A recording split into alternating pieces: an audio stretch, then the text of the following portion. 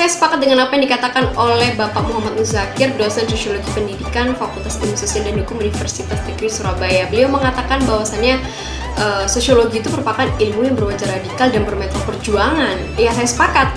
Bagaimana tidak, sosiologi terlahir pada masa revolusi industri dan juga revolusi sosial politik yang ada di Eropa pada waktu itu. Nah, tentu adanya revolusi itu akan memunculkan kesadaran yang radikal dan juga semangat perjuangan untuk adanya perubahan, begitu kan? Nah, sekarang siapa sih yang belum tahu kenapa Unesa bisa viral? BTS, Blackpink, EXO bisa booming banget gitu. Nah, ada juga yang masih ingat kenapa ribuan mahasiswa bisa turun ke jalan, berhadapan dengan birokrasi, menyampaikan keresahannya, bahkan meneriakkan jegal Omnibus Law, kemudian gagalkan Omnibus Law, kemudian turunkan UKT, sahkan RUU PKS. Yang menjadi pertanyaan adalah bagaimana fenomena sosial ini bisa dijelaskan. Adakah kekacauan yang bisa diprediksi, begitu kan? Teman-teman nggak usah khawatir, karena ketika ilmu fisika bisa menjelaskan bagaimana alam semesta itu terbentuk, maka ilmu sosial, ilmu sosiologi itu bisa menjelaskan bagaimana fenomena-fenomena sosial itu bisa terjadi. Dan kita bisa menemukan apa sih penyebabnya dengan riset sosiologis. Menarik kan? Tentu. Jadi kemana-mana, karena kita akan bahas lebih lengkap terkait apa itu teori, bagaimana teori sosiologi itu bisa ada, dan tentu masih banyak lagi. Jadi kemana-mana, tetap stay tune.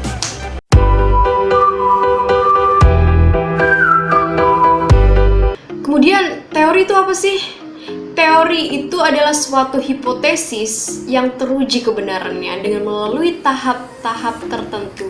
Yang pertama dirumuskan, kemudian yang kedua dikembangkan, dan yang ketiga dievaluasi dengan metode-metode yang ilmiah. Teori itu memiliki kedudukan yang paling penting. Sebab apa?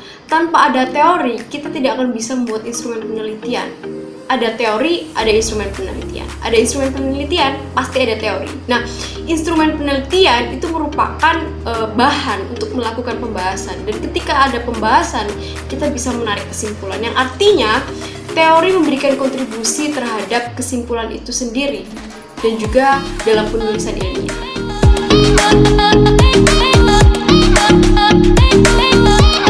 Nah, setelah kita berbicara terkait definisi teori itu sendiri, kita beralih ke teori-teori sosiologi yang tentunya menarik untuk dibahas. Seperti yang dikatakan oleh George Ritzer, sosiologi berparadigma ganda. Ada paradigma fakta sosial, definisi sosial, dan perilaku sosial. Nah, ketiga paradigma ini itu menaungi teori-teori sosiologi. Contoh nih, teori struktural fungsional, teori konflik itu dinaungi oleh paradigma fakta sosial. Ada juga teori tindakan sosial, interaksi simbolik, dan juga fenomenologi, etnometodologi itu dinaungi oleh paradigma definisi sosial. Dan juga teori pertukaran sosial itu dinaungi oleh paradigma perilaku sosial. Nah, yang menjadi pertanyaan adalah, mana sih teori yang melekat di hati saya? Hai sobat semuanya, semua pasti pada penasaran nih. Teori apa sih yang paling melekat di hati? Nah, kali ini saya membawakan teori fungsionalisme struktural dari Talcott Parsons.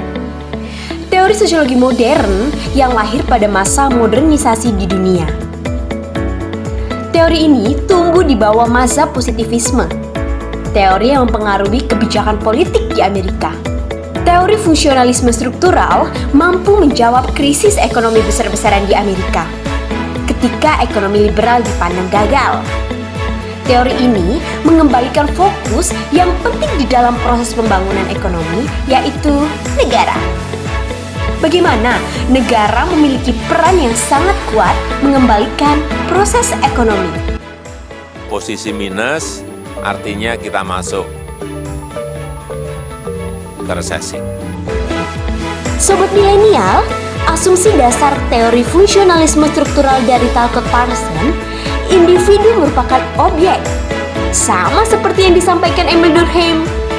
Menurut Talcott Parsons, individu tidak menciptakan, namun mengambil peran yang sudah ada di dalam struktur sosial.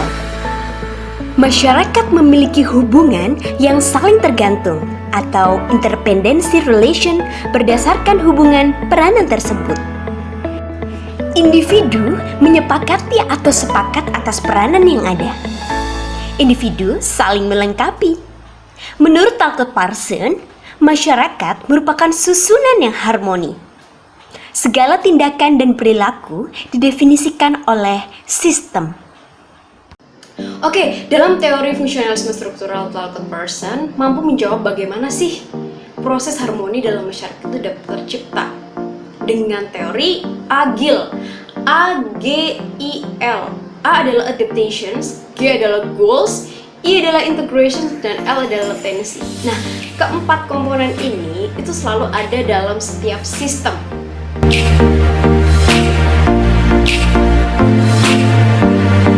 Nah, mari kita identifikasi satu persatu apa sih adaptations itu. Adaptations adalah adaptasi atau memaksa untuk menyesuaikan. Contoh nih, anak makan menggunakan tangan kiri, kemudian kita berikan nasihat untuk menggunakan tangan kanan. Itu sebenarnya bagi mereka adalah suatu bentuk adaptasi atau paksaan untuk menyesuaikan nilai dan norma yang ada. Nah, ada pun juga anak patuh terhadap orang tua, itu karena perannya berbeda, sehingga ada salah satu yang memaksakan diri atau dengan paksaan untuk menyesuaikan peran dan norma tersebut.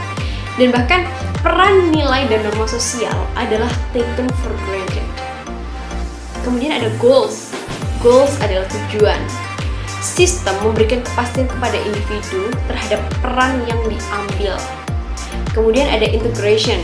Integration adalah kesatuan, yang mana jika individu tidak melakukan peran atau sistem, maka individu itu akan keluar dari sistem itu dan tidak terintegrasi. Nah, dari situ akan ada mekanisme punishment and reward, sanksi dan penghargaan gitu.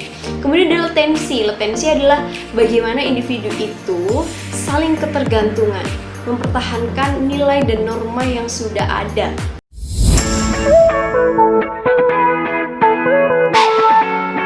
Lalu yang menjadi pertanyaan adalah bagaimana, kapan, dan di mana kita dapat menjumpai teori fungsionalisme struktural Talcott Parsons ini.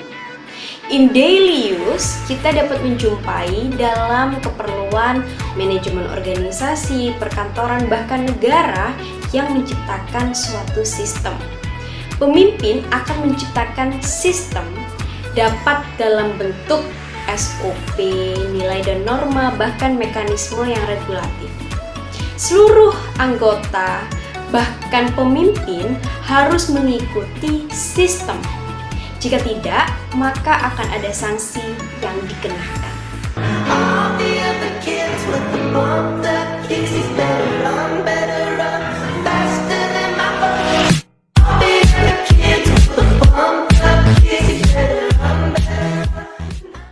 Oke teman-teman, beberapa pertanyaan terkait dengan sosiologi sudah terjawab. Dan teman-teman jangan lupa untuk subscribe Sosiologi Channel dan juga Kenia Ari, karena kita akan diskusi lagi terkait topik-topik yang lebih menarik dan tentunya asik untuk dibicarakan. Oke, bye-bye, see you on my next video.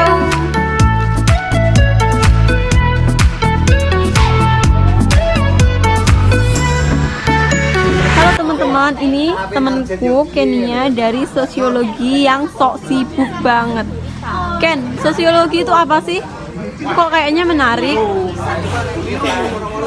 Sosiologi menarik. Sosiologi itu ya boring, ilmu yang boring, ilmu yang nggak explorable, ilmu yang dianaktirikan. Bahkan sosiologi itu gudangnya miskonsepsi. Sosiologi itu ilmu yang nggak komersialis banget. Kok bisa?